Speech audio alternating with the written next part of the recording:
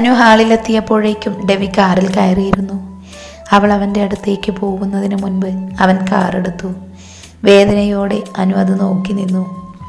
സഹിക്കാൻ കഴിയാത്ത ഒറ്റപ്പെടലായിരുന്നു അവൾക്ക്. ഇപ്പോഴും അവൻ്റെ ഉള്ളിൽ മനസ്സിലാക്കാൻ തനിക്ക് കഴിയാത്തതുപോലെ. അവൾ കണ്ണുകൾ തുടച്ചുകൊണ്ട് മുറിയിലേക്ക് പോയി. ഇന്നലെ വന്ന ഉടനെ ഡെവി കഴിച്ചിട്ട് അവൻ്റെ ടീഷർട്ട് അവളുടെ ശ്രദ്ധയിൽപ്പെട്ടതും അവളത് കയ്യിലെടുത്തു. അതിൽ നിന്നും അവൻ്റെ വിയർപ്പും പെർഫ്യൂമും കലർന്ന ഗന്ധം അവളുടെ മൂക്കിലേക്ക് വന്നതും അവളത് ആഞ്ഞു ശ്വസിച്ചു. വല്ലാത്തൊരു സങ്കടം. തനിക്ക് വേണ്ടി അല്പം സമയം പോലും മാറ്റിവെക്കാൻ അവന് കഴിയുന്നില്ല എന്നോർക്കെ അനുവിന് സങ്കടം തോന്നി. നേരം വെളുക്കുവോളും അവളായിരിപ്പിരുന്നു.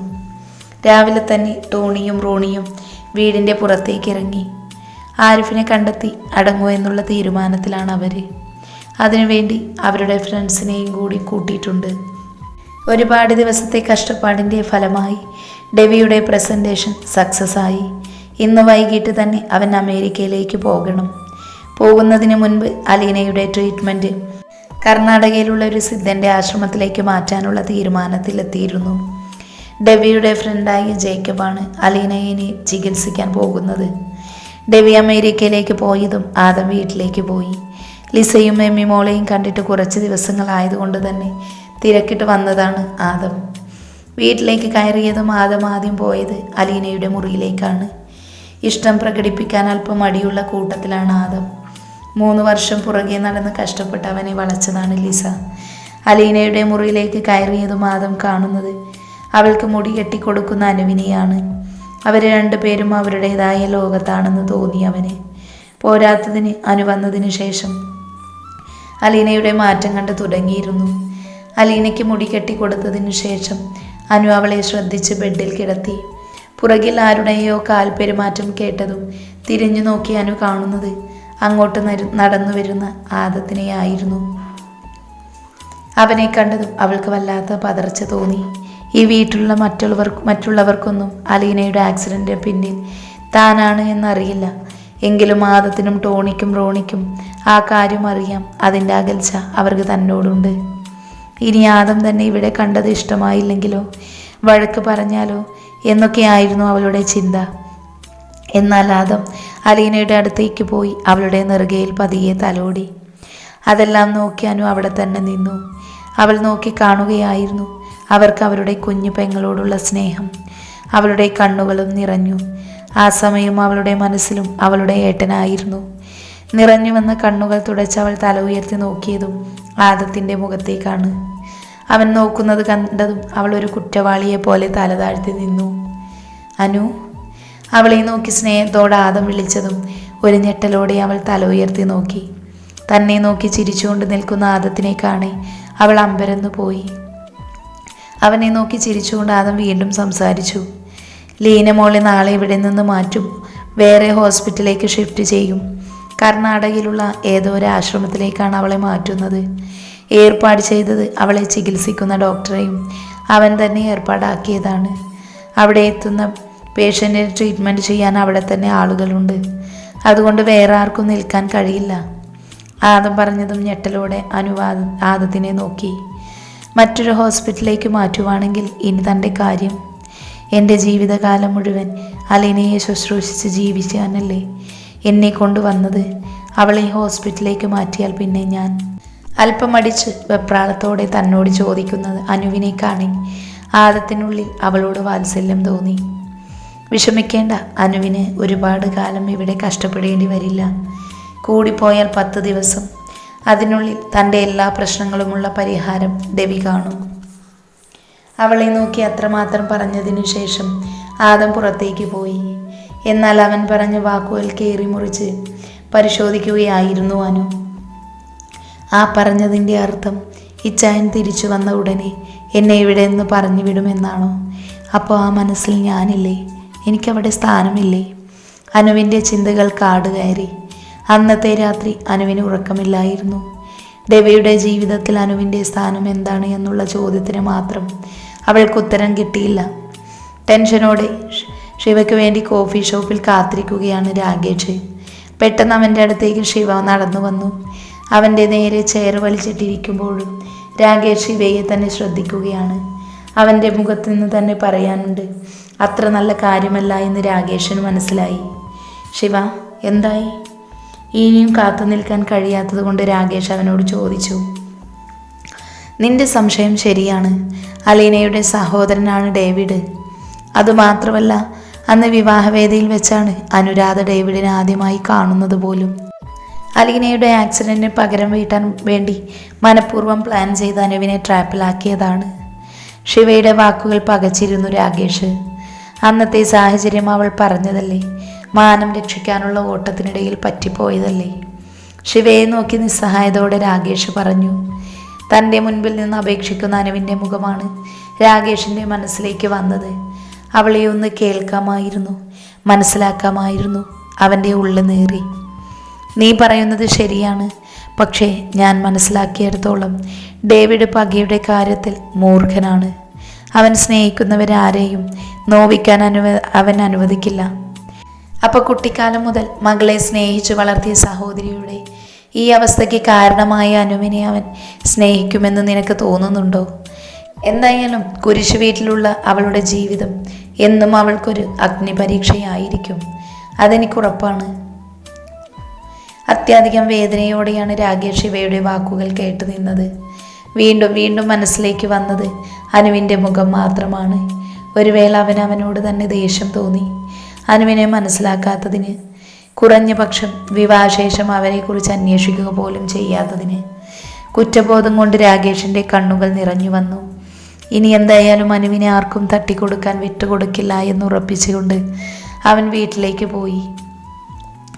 ആദം വന്നതിൻ്റെ അടുത്ത ദിവസം തന്നെ ആയുർവേദ വില്ലയിൽ നിന്ന് ആളുകൾ വന്ന് അലീനയെ കൊണ്ടുപോയിരുന്നു.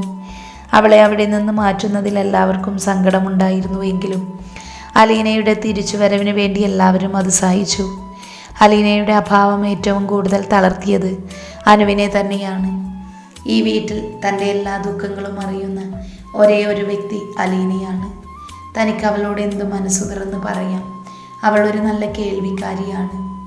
അലിയുടെ മുറിയിൽ ഇരിക്കുകയാണ് അനു. അലീന കിടന്നിരുന്ന് എന്നാൽ ഇപ്പോൾ ഒഴിഞ്ഞു കിടക്കുന്നത് ആ ബെഡിലേക്ക് അവൾ ഒന്ന് നോക്കി. അലീനയെ വല്ലാതെ മിസ് ചെയ്യുന്നത് പോലെ. തനിക്ക് അവൾ ആരെല്ലാമോ ആയിരുന്നു. ഒരു കുറ്റബോധത്തിൻ്റെ പേരിൽ തുടങ്ങിയ ബന്ധമാണെങ്കിലും മനസ്സുകൊണ്ട് അവളെ തൻ്റെ കുഞ്ഞനുജത്തിയായി തന്നെയാണ് അനു കണ്ടിരുന്നത്. അലീനയെ ഓർത്ത് ഓരോന്ന് ചിന്തിച്ചിരിക്കുമ്പോഴാണ് ആരോ പെട്ടെന്ന് തന്നെ കൈപിടിച്ച് വലിച്ചത്. മുഖമുയർത്തി നോക്കി അനു കാണുന്നത് തന്നെ കലിയോടെ നോക്കുന്ന അന്നയെയാണ്. അനു അവളെ തല ഉയർത്തി നോക്കിയതും അന്നയുടെ മുഖം പുച്ഛത്തിലൊന്ന് കൂടി. തൻ്റെ മുൻപിൽ അഹങ്കാരത്തോടെ നിൽക്കുന്ന അന്നയെ കാണി അനുവിൻ്റെ മുഖം ചുളിഞ്ഞു.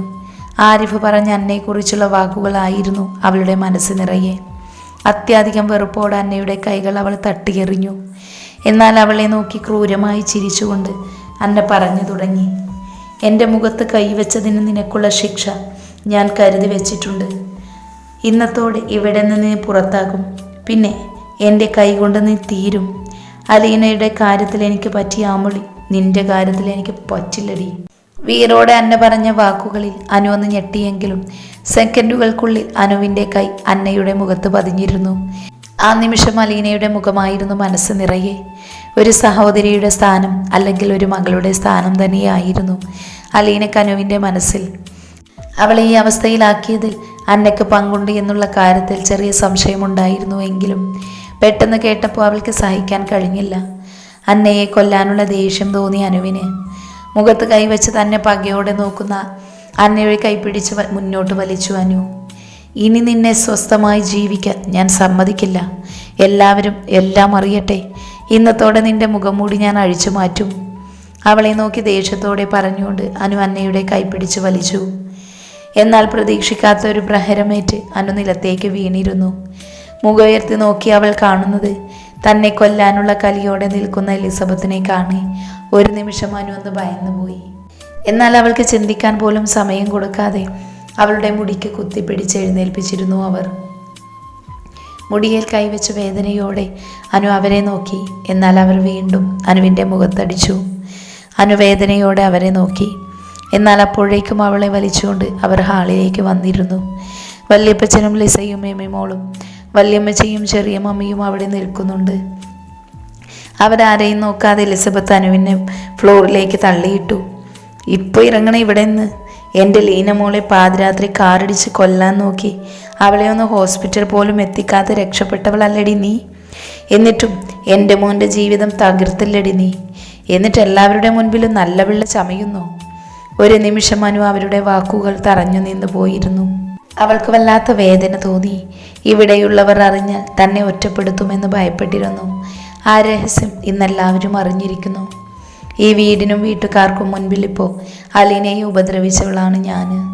എന്നാൽ അതിനിടക്കായി സാഹചര്യം കേൾക്കാനോ മനസ്സിലാക്കാനോ ആരും തയ്യാറല്ല. ലിസയുടെയും ചെറിയ മമ്മിയുടെയും വല്യമ്മച്ചിയുടെയും മുഖം ദേഷ്യം കൊണ്ട് ചുവന്നു നിൽക്കുന്നുണ്ട്. അലീനയുടെ കാര്യത്തിൽ താൻ കുറ്റവാളിയാണ്. പക്ഷേ ഇച്ചായൻ്റെ ജീവിതത്തിലേക്ക് ഞാനായി വന്നതല്ല, എന്നെ ഇവിടേക്ക് കൊണ്ടുവന്നതാണ്. എന്നാൽ അപ്പോഴേക്കും അവളെ അവരവിടെ നിന്നും പിടിച്ചെഴുന്നേൽപ്പിച്ചിരുന്നു. എന്ത് തെറ്റാടി എൻ്റെ കുഞ്ഞ് നിന്നോട് ചെയ്തത്? അവളെ ഒന്ന് ചലിക്കാൻ പോലും കഴിയാത്ത അവസ്ഥയിലാക്കിയില്ലേ? ഈ വീടിൻ്റെ വെളിച്ചമായിരുന്നു അവൾ. നിനക്ക് എങ്ങനെ തോന്നി അവളോടിത് ചെയ്യാൻ? അനുവിൻ്റെ തോളിൽ പിടിച്ചു കുലുക്കിക്കൊണ്ട് അവർ അലറി. ആ സമയം ഒന്ന് ചോദിക്കാനോ കേൾക്കാനോ ഉള്ള ക്ഷമ അവരിൽ ഉണ്ടായിരുന്നില്ല. തൻ്റെ മകളെ കൊല്ലാൻ ശ്രമിച്ച അനുവിനോടുള്ള വെറുപ്പും ദേഷ്യവും അവരുടെ ഉള്ളിൽ നുരഞ്ഞു പൊന്തി. എന്നാൽ ഒന്നിനും പ്രതികരിക്കാതെ എല്ലാം തന്നെ തെറ്റിനുള്ള ശിക്ഷയാണ് എന്ന് കണക്ക് എല്ലാം അനു ഏറ്റുവാങ്ങി. നിറഞ്ഞൊഴുകുന്ന തൻ്റെ കണ്ണുകൾ എലിസബത്ത് വാശിയോടെ തുടച്ചു നീക്കിക്കൊണ്ടിരുന്നു. എന്നാൽ അപ്പോഴേ അവരുടെ മനസ്സ് നിറയെ അനുവിനോടുള്ള ദേഷ്യവും പകയുമായിരുന്നു. എൻ്റെ കുഞ്ഞുങ്ങളുടെ ഭാവി തകർത്ത് നീ ഒരു കാലത്തും രക്ഷപ്പെടില്ല. ഇതിനെല്ലാം നീ അനുഭവിക്കും. അവരെ നൊന്ത് പ്രസവിച്ച അമ്മയാ പറയുന്നേ. അവരുടെ വാക്കുകൾ അനുവിൻ്റെ ഉള്ളിൽ ഇടുത്തി പോലെ വന്ന് പതിച്ചു. ഒരമ്മയുടെ ശാപവാക്കുകളാണ് ഇന്ന് തൻ്റെ തലയിൽ വന്ന് പതിച്ചിരിക്കുന്നത്. അവളുടെ കണ്ണുകൾ നിറഞ്ഞു. ഒരാശ്രയത്തിനെന്നോണം അവൾ ചുറ്റുമുള്ള എല്ലാവരെയും ഒന്ന് നോക്കി. എന്നാൽ അവളെ നോക്കുന്ന മുഖങ്ങളിൽ ദേഷ്യമായിരുന്നു. അത് കാണി കണ്ണുകൾ വീണ്ടും നിറഞ്ഞൊഴുകിക്കൊണ്ടിരുന്നു. അവിടെയുള്ള എല്ലാ മുഖങ്ങളിലും അവളോടുള്ള ദേഷ്യമാണ്. അവരുടെ വാക്കുകളും അവളെ മാനസികമായി തകർത്തു. അനുവിനെ എലിസബത്ത് ശപിക്കുന്നത് കേട്ടപ്പോൾ ലിസയ്ക്കും ചെറിയ മമ്മിക്കും സങ്കടം തോന്നി. എന്നാൽ ഒന്ന് ചലിക്കാൻ പോലും കഴിയാതെ ബെഡിൽ കിടക്കുന്ന അലീനയുടെ മുഖം മനസ്സിലേക്ക് വന്നതും അവരും മൗനം പാലിച്ചു.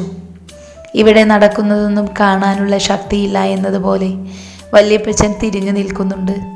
എന്നാൽ അപ്പോഴേക്കും അനുവിനെ വലിച്ചിഴച്ചുകൊണ്ട് ആ വലിയ വീടിൻ്റെ പുറത്തേക്ക് തള്ളിയിരുന്നു എലിസബത്ത്.